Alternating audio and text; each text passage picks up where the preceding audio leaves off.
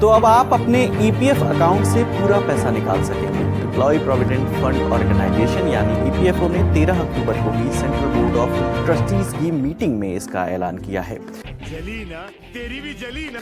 EPF यानी कि employ provident fund, ये भारत सरकार की एक स्कीम है जो नौकरी पेशा लोगों के लिए होती है।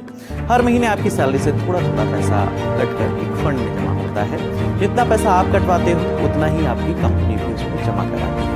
चीटिंग करता है तू, चीटिंग।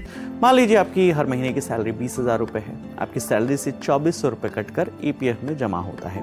कंपनी भी 2400 रुपए जमा कराती है, यानी हर महीने कुल 4800 रुपए आपके खाते में जुड़ते हैं। ऊपर से इन पैसों पर सरकार इंटरेस्ट भी देती है। तो जब आप रिटायर होंगे तब तक आपके पास एक अच्छा खासा अमाउंट इकट्ठा हो जाएगा, ताकि आप किसी पर डिपेंडेंट ना रहें।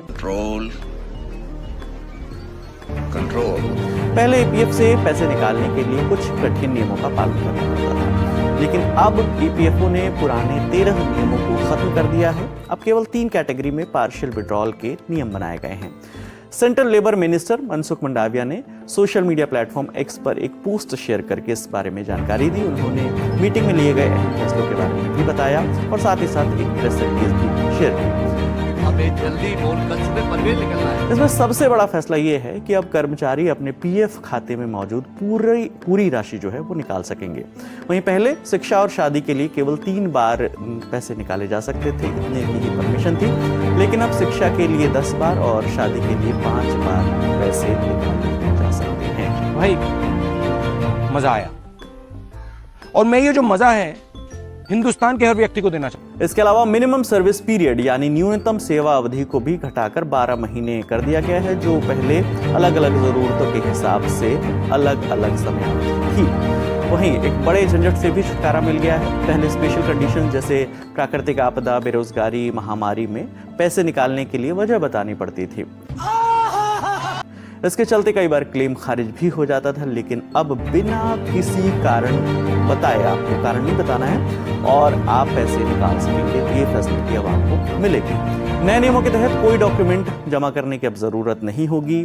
पैसे निकालने का प्रोसेस जो है पूरी तरह से ऑटोमेटिक करने की तैयारी की जा रही है, जिससे क्लेम्स जो हैं वो फटाफट तेजी से मिले। जिसको जरूरत है उसे जल्दी मिले। कौन है? कहां से आते हैं? ईपीएफओ ने यह भी पक्का किया है कि आपके खाते में हमेशा कम से कम 25% पैसे जमा रहेंगे।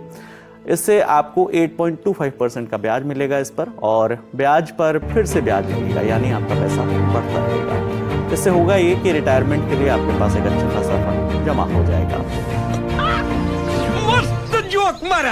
माने कुल मिलाकर आपके लिए ईपीएफओ को नियमों को आसान बना दिया गया है। आप इस फैसले पर क्या राय रखते हैं हमें कमेंट सेक्शन में जरूर बताइएगा। आपके लिए तमाम जानकारी लेकर आई है हमारी साथी रक्षा। मेरा नाम विकास वर्मा है। क्यों हिला डाला ना?